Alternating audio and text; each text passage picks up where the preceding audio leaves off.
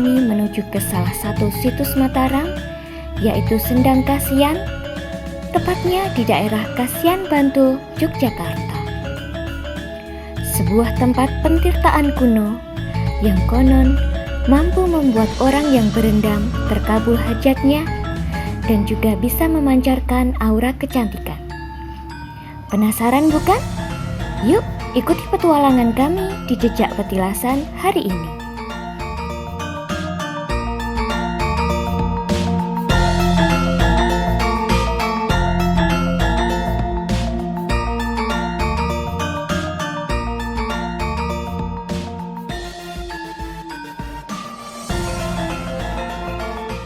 Sobat Jelajah, kita sudah ada di parkiran Sendang Kasihan. Let's go, mari kita langsung masuk.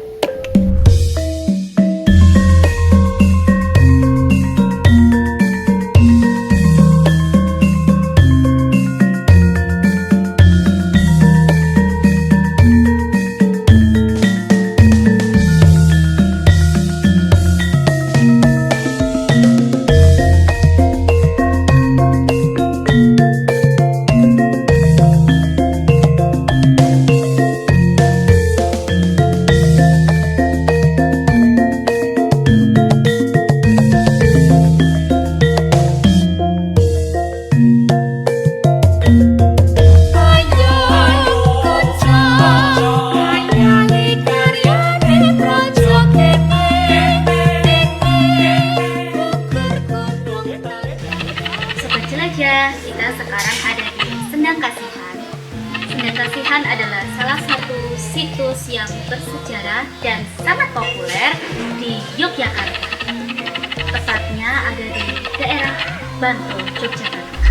Untuk lebih jelasnya, kita tanya-tanya yuk bersama juru kunci Sendang Kasihan.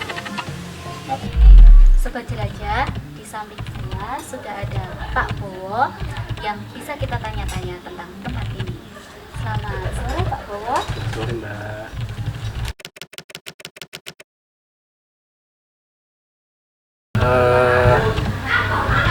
Cerita Sendang Kasihan ini yang pertama saya dengar dari dulu namanya Simbah ya.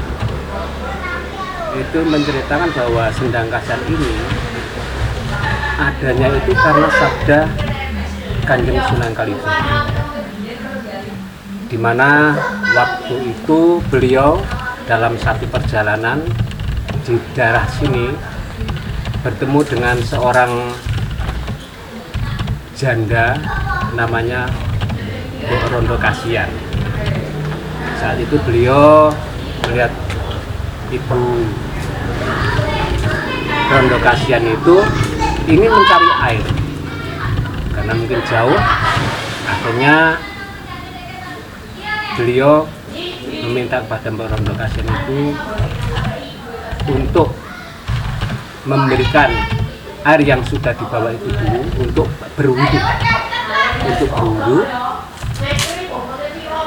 Waktu itu sebenarnya tidak boleh sama Mbak Rondo Kasihan, tapi akhirnya nanti saya ganti seperti itu. Akhirnya setelah berwudu dengan menancapkan tongkatnya, selesai berwudu diambillah tongkat itu, keluarlah mata air, dan kala itu diberikanlah nama Kasihan. Itu awal cerita Sendang Kasihan.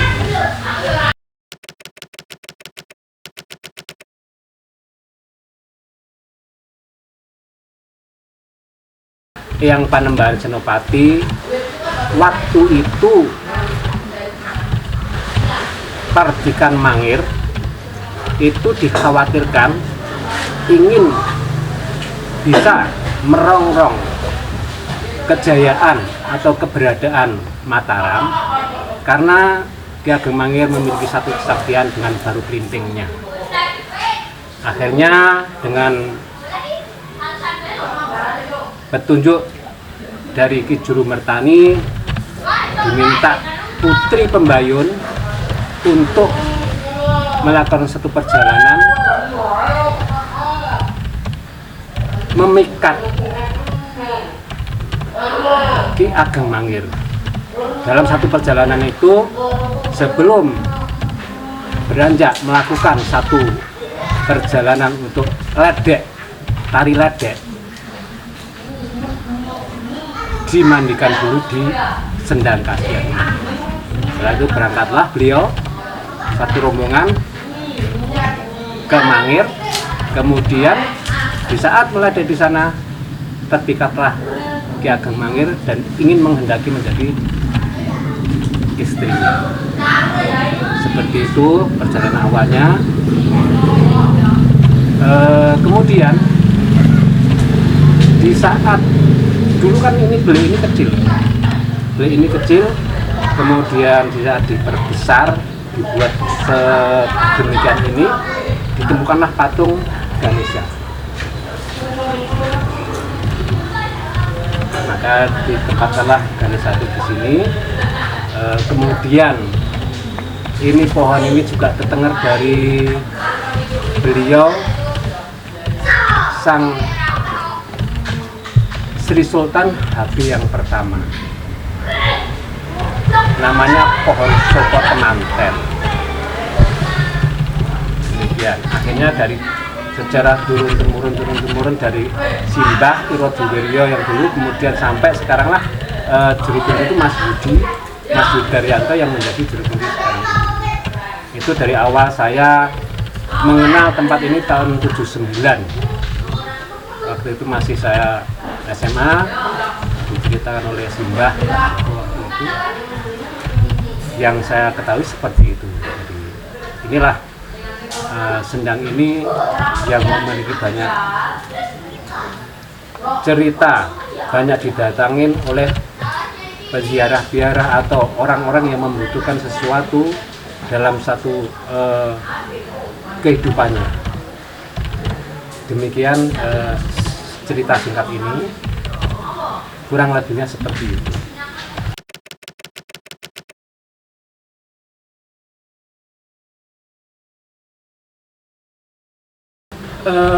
Kalau melihat bahwa bentuk dari sendang ini waktu itu dibikin ya, untuk saya pribadi ya, saya melihat bahwa ini sesuatu yang luar biasa karena di era itu sudah memiliki satu desain, membuat desain yang sedemikian rupa.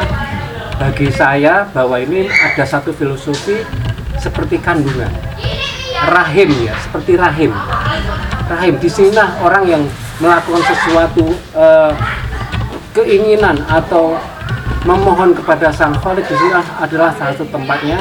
Dengan prihatin akhirnya adalah satu melahirkan sesuatu yang yang jadi hajat atau keinginan. Demikian Mbak.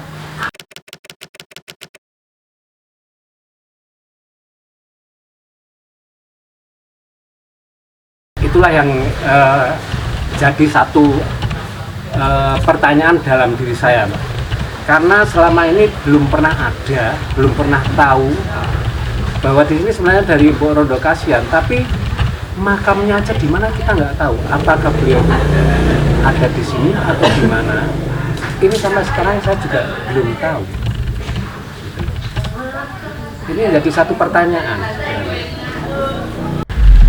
Demikian bincang-bincang kami dengan Mas Bowo. Semoga bermanfaat. Terima kasih.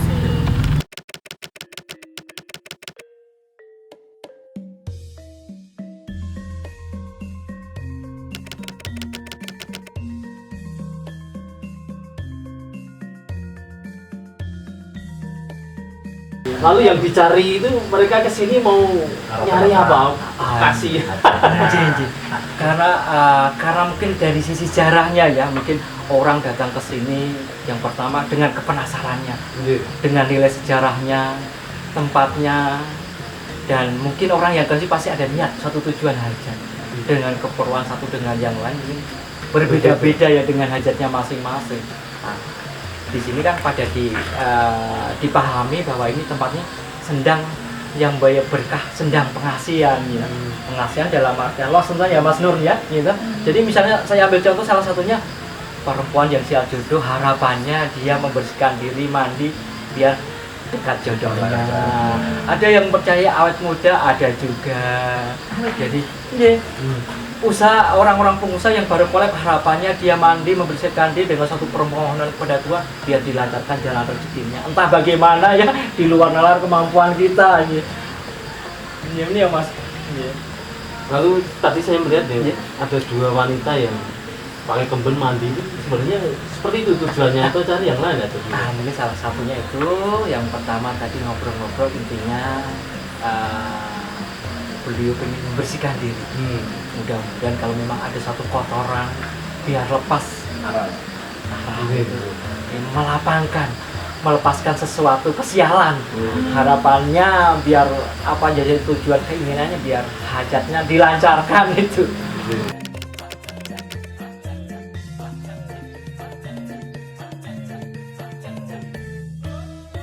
Mas Yudi, mungkin artis atau pejabat yang pernah kesini itu sinten. Ini Mas. Jadi begini, saya mulai di sini kan 95. Dulu kan Simbah Jogowasito itu meninggal 96. Sebelum Simbah Jogowasito ibunya Simbah Eyang, Mbok Irotiryo. Jadi selama saya di sini 95, yang ditanyakan artis yang pernah kesini ya, seperti Paramita Rusady 2 kali, Didi Yusuf 3 kali, Merem Belina pernah, Matias Mucus, Tukul Arwana pernah juga, tokoh-tokoh banyak juga, dari keluarga Solo, Mangkunegaran, Jogja, ada juga yang sewan-sewannya sudah Terkenal banget ya istilahnya kalau dikatakan terkenal, mungkin ya dikenal lah. Banyak yang dikenal tempat ini ya, banyak orang mengenal gitu.